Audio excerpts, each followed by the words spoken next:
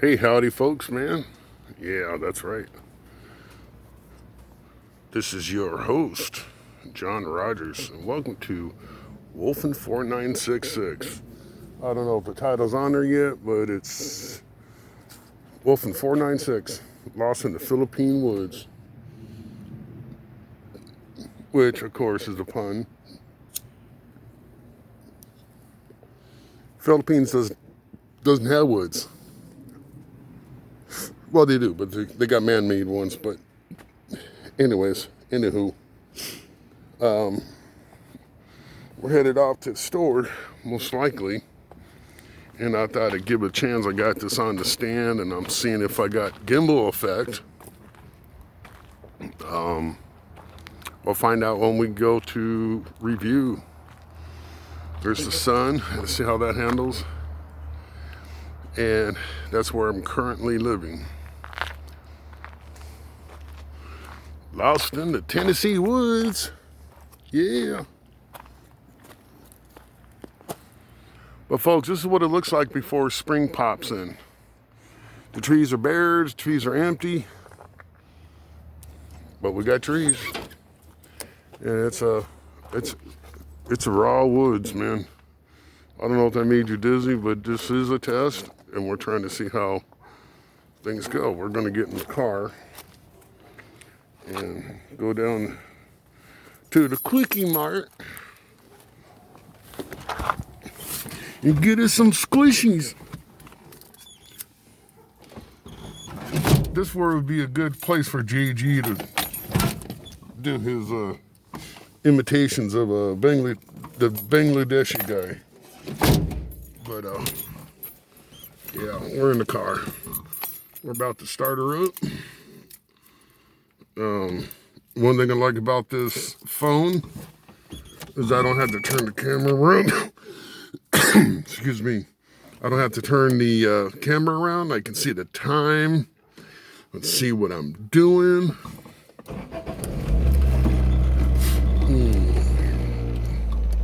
And that's a cold start. Doesn't that sound sweet? Yep.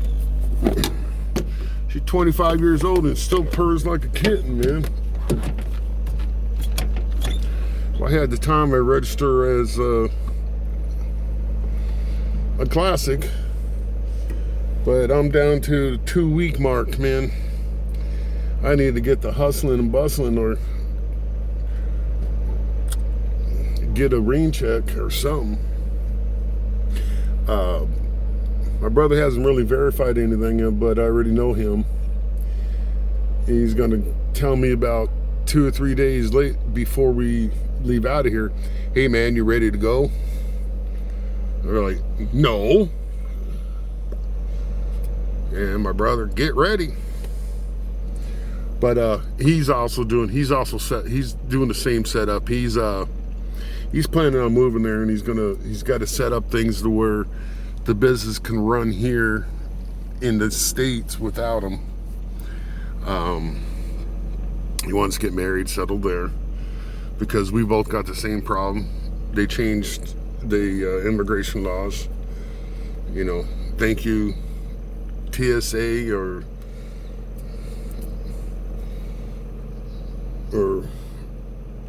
what's the other one I'm thinking of?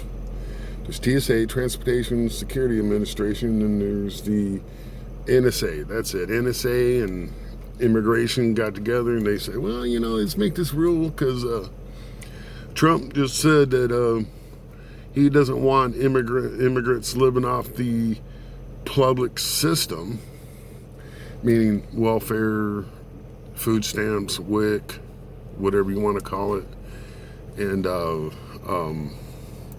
what is it, HUD housing. But the thing is the people living off that aren't the ones trying to file legally. There's some people that actually, like my wife, want to come here and work and can make some good money and doesn't have to live off public assistance. You know, it's not fair. It's not fair to, you know, have a bias or basic rule that you got to make $40,000 or $50,000 to support your wife in America. And I'll tell you what, folks, there's not very many people that would consider to have a Filipina that make that. They're looking for a humble woman, and there's a reason for it, because they're on a limited income. Now, we could live like kings, maybe, I don't know if you want to call it kings, but we can live comfortably in the Philippines. Not counting for the vegetables, of course. There's vegetables like somebody was warning me of vegetables. Tom was one of them, and many others. But some of the long-term vloggers don't mention that, because they went to the Philippines when the Philippines was real cheap and the vegetables weren't as expensive. Nowadays, the vegetables can be really expensive. You need medical, expensive. Number one, you're an American, you don't have Phil-Am.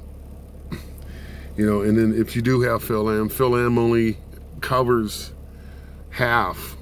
I know it covers half the bill for Filipinos. But, geez, man, when you get cancer, it's 100,000 USD. Phil-Am will cover 50,000 USD, and the other 50,000 USD you're responsible for. And it's real hard. It's hard and tight on the budget. And when you're in the hospital, they're still doing this crap. You're gaining more on your bill because they won't let you leave until you pay your bill. Sign a promissory note. But the way the Philippines goes is, a Filipino signs a promissory note, they cannot get out of that until they pay when they promised. And if they don't pay when they promise, they can face jail time, which is totally an improductive way of thinking things. It's like putting somebody in jail for not paying their bills. Well, how are they going to pay their bills if they're in jail? And that's like, you're charging them for being in jail, so now they got another bill and a bigger bill because they owe bills. It doesn't make sense, people. You can't incarcerate or hospitalize a working man and expect him to be productive and pull some money out of his butt, Which, talk about pulling money out of your butt. Sometimes you meet Filipinos with that crab mentality that you're American, so you're automatically rich. I tell you what, not with the rising cost, especially in Dumaguete. Not with the rising cost of goods and services. No. It's getting to where it's hard to live in the Philippines. What they don't realize is there's some people on Social Security, and they're trying to live off $700 to $900 a month, and they think you're making $5 to $10 grand a month. In their eyes, that's how they see it. That's my neighbor calls it brainwashing by the media, but I can't totally disagree with that. If you get over there, you kind of realize it. I mean, a lot of it's word of mouth. Americans that got money, because you got guys that go in there and they kind of sell their soul to the system by going in there. Some are actually do have money, but they make it bad for everybody else. And then there's those that are coming with their savings, and they spend their savings like I did. I went with $7 grand. I left in 2 months with nothing but payday to payday, and you get a tendency maybe to spoil a little bit, or oh well, all you got to do is ask John for $100 and he'll just wire it to you. Well, I'm not in that situation anymore now, so here I am. Everybody asking, you got extra money? That's how it always starts out. Hey, bro, you got any extra money? I need this, I need that. And it's not really a need, it's a want. And I'm just getting to the point where I just don't answer. It's like, if you come out and it's like, do you have any extra money? I need this. I won't answer you. Because I really don't have the plan or intent of arguing with you about money. And this is the same way, with my wife. She asks me, do we have, what do we have in the bank still? We don't have anything. Well, I need 200 USD for mama's medicine, right? Seems to be a common thing, but in true reality, it's actually not a lie in my case. But I tell you what, sometimes I wonder.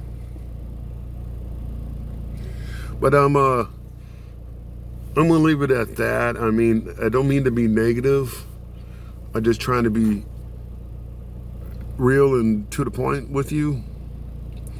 But no matter where you go in the world, there's going to be that concept. There's going to be that idea. You're an American. They don't know our economy and how it's working. Or right now we're 16, 17 trillion dollars in debt in our economy, and they're going back when our economy was strong. We're getting better. Things are getting better, but we're getting more regulations on top of all that. We're giving up more of our freedoms, and that's including immigration. So what I'm seeing, the reason why, if everybody's going, well, there's a big trend of people coming out here to the Philippines, you know why? The standard 40 to 50K a year to support your wife, to be able to qualify for a K1 or a spouse or even a work visa is ridiculous. That's why you got Americans go, well, I'm going to be with my wife. Like me, I'm saying the same thing. This is not just my opinion. This is my situation. I don't make 50 grand. I got 2 pensions coming in.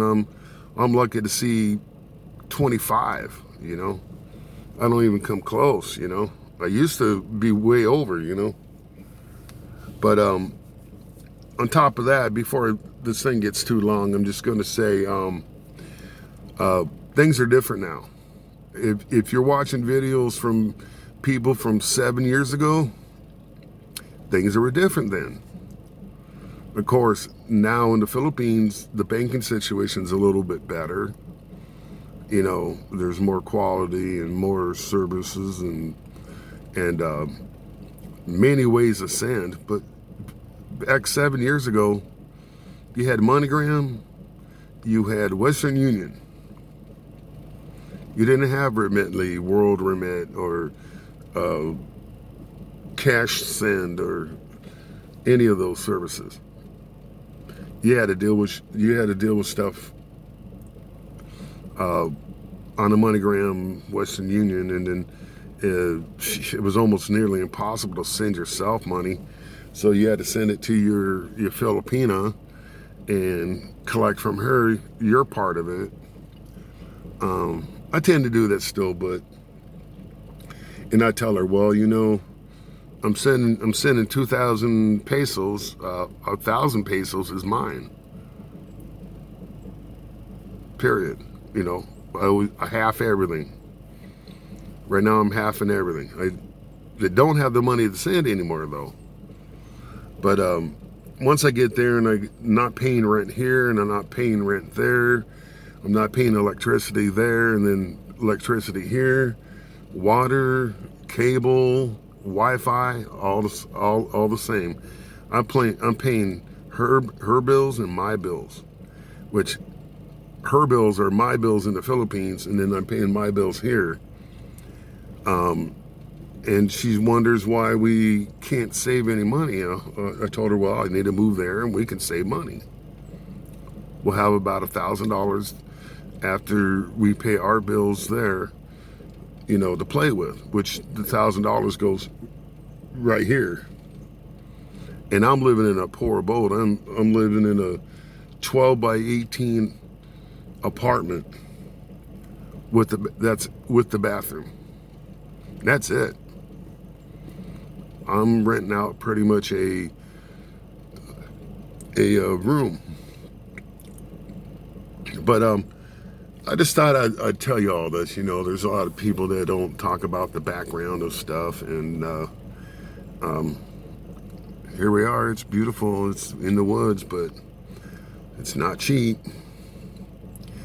But let me let you all go. I think this video is long enough. Y'all have a good Friday. And every Friday is a good Friday, right? TGIF, man. Thank God it's Friday.